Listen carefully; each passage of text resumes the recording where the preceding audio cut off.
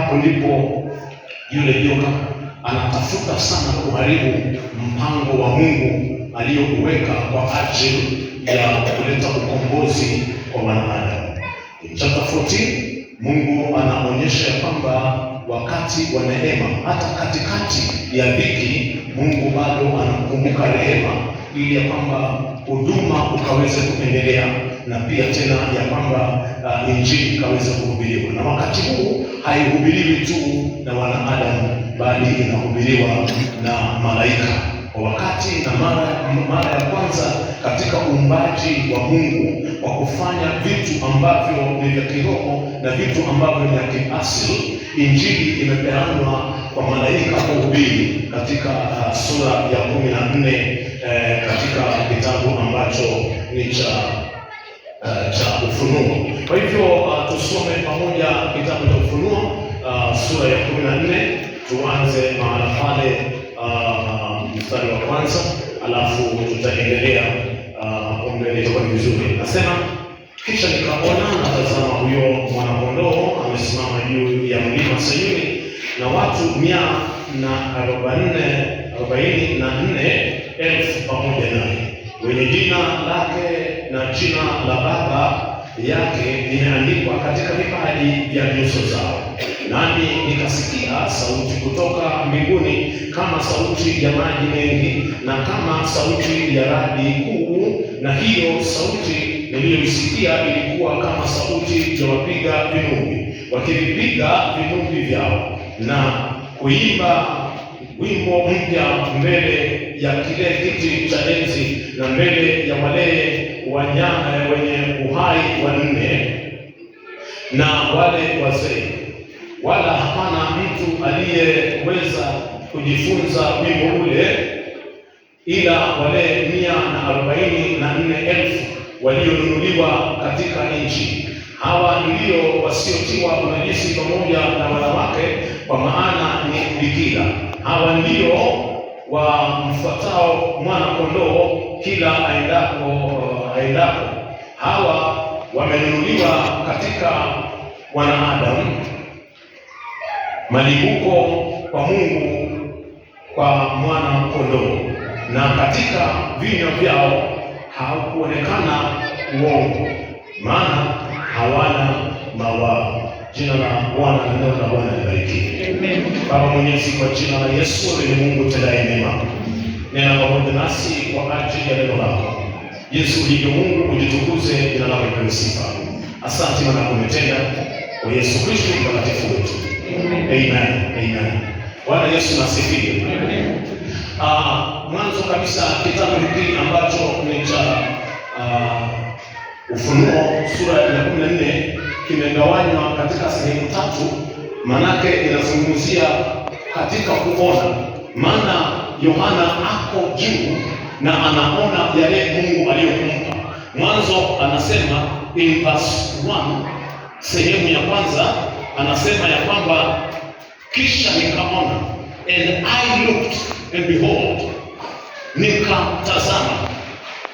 Sehemu ya pili pia inaonyesha ni mstari wa 6, kuanzia mstari wa 6 unaona anaanza anasema kwamba then I saw, nikaona. Hilo jambo ni moja na ile ambayo anatumia and behold, and I looked, nikaona.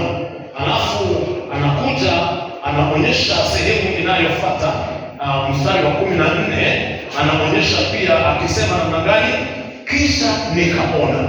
Kwa hivyo mambo yanayoonyeshwa hapa mahala ni yale ambayo yataendelea kuonekana. Kwa sababu gani?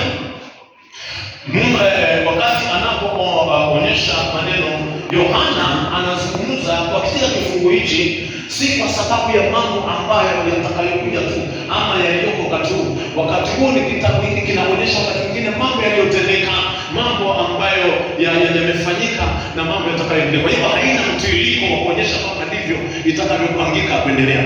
Na ndio maana unaona sasa malaika watakuja wakianza kuhudumu. Na tunaona in verse 1 tunaanza kuangalia anazungumza akisema nini. Anasema kitu hapa katika verse 1. Kisha nikaona na tazama, huyo mwana-kondoo amesimama juu juu ya mlima Sayuni. Mlima Sayuni kama jinsi inavyotumika, inatakikana tukaweze kuona na tukaweze kuangalia, kujua Yesu ambaye anayesimama katika mahala pale. Maana kwa mlima Sayuni inavyojulikana, anasimama akisha kuwa na wale watu 144,000 pamoja naye, wenye jina lake na jina la Baba yake limeandikwa katika vipaji vya nyuso zao. Na Yesu Kristo anapozungumziwa hapa ndiye yule mwana kondoo. Neno linatumika hapa mwana kondoo, na mwana kondoo anaonyesha ya kwamba yeye ndiye aziondoae dhambi za ulimwengu. Unakumbuka yule Yohana ndiye aliyeona kitabu cha Yohana sura ya 1 mstari wa 29, akasema, tazama mwana kondoo aondoae dhambi za ulimwengu. Maana Wayahudi wote wanajua dhambi zao kuondolewa, ilibidi ya kwamba wakaweze kumtoa mwana kondoo, wakaweza kumchinja mwana kondoo ambaye ataondoa dhambi zao, ambaye ataondoa makosa yao. Kwa hivyo mwana kondoo huyu ndiye ambaye ndiye Kristo Yesu, aliye mwana kondoo wa Mungu. He is the Lamb of God, anayeonekana katika mstari wa 1, ambaye anapokuwa anaondoa dhambi za ulimwengu. Kwake yeye, wewe nami dhambi zetu hazipo tena. Na unakumbuka, kwa sababu tena watu hawatoi mwana kondoo mwingine kwa kumchinja, Yesu Kristo alishamaliza kazi hiyo. Hakuna tena kutoa mwana kondoo. Nikakwambia kama kuna kitu Israeli wamesahau hata leo hii, manake wanapofuata agano la kale hawajalifuata katika kukamilika. Ni kwa sababu gani?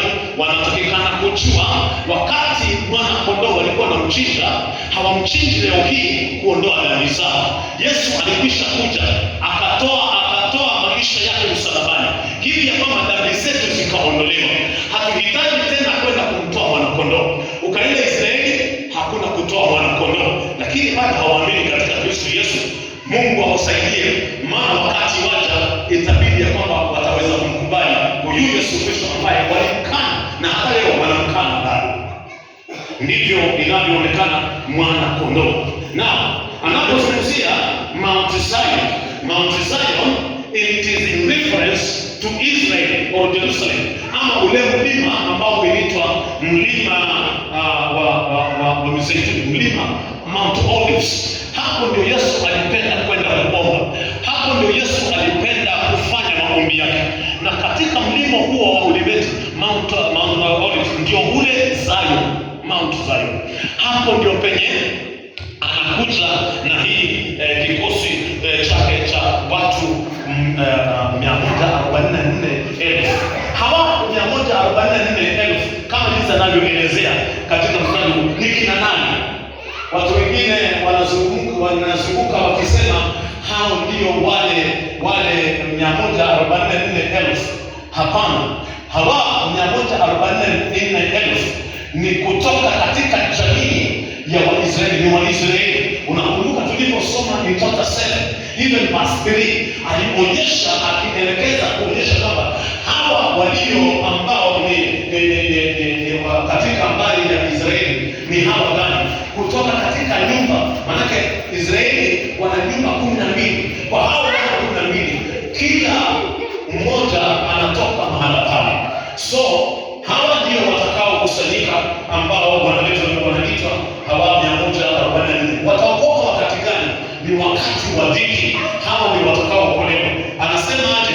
In chapter 7 verse 3 tuliona anasema kwamba they are servants of God, ni watumishi wa Mungu. Akasema ndani ya lingine in chapter 7 verse 3 akasema they are from all tribes of Israel, ni kutoka katika jamii ya Waisraeli. Jambo jingine aliyoonyesha ni kwamba the 144,000 ni Wayahudi ambao wameamini, wamekubali Kristo, wamekubali ujumbe wa mwana kondoo wa Mungu. Kwa hivyo Israeli inafika wakati wanakuja kukubali ujumbe wa Yesu Kristo. Na katika hawa neno linasema kwamba Mungu atawatumia kwa wakati wa mwisho. kuevangelize. Maana Israeli kama jinsi walivyo na shingo ngumu, atatumia Waisraeli 144 kuevangelize ili wakaweze kujua kumbe Kristo ndiye Kristo, na kumbe huyu aliyekuja ndiye Kristo. Now in this chapter anasema kwamba they did not defile themselves. Anasema hawakujitia unajisi wowote kwa sababu hawakuonekana. Anasema they are virgin. Hii ni neno ambalo linatumika, manake kweli si kwamba ya kwamba wao ni virgin, lakini ni neno ambalo linatumika. It's a figurative language. It's a figurative language. Kwa mara ya kwanza tu Israeli wameitwa binti bikira wa Mungu. It is in Isaiah chapter 37 verse 22. Hapo ndio alipozungumza akaita Israeli kama binti bikira. Na kwa sababu hiyo Paulo anatumia pia neno hilo kuonyesha kanisa la Kristo ya kwamba kanisa pia nalo limeitwa ama linakusanywa kuwa kama bikira wa Mungu. Ya kwamba in 2 Corinthians chapter 11 verse 2, hapo ndio penye Paulo anaonyesha ya kwamba kanisa limepewa neno hili kuwa bikira wa Mungu. Na kumaanisha bikira wa Mungu ni namna gani? Ni kwa sababu they have not defiled themselves. Kwa kusema ya kwamba they are not defiled themselves with the women and they are virgins, hawa ni bikira, haimaanishi ndivyo vile inavyomaanisha. In other words, we say the Bible does not mean all that it says. It needs a divine interpretation. Right? Yani Biblia haimaanishi yote inayosema, inahitaji upambanuzi wa kiroho.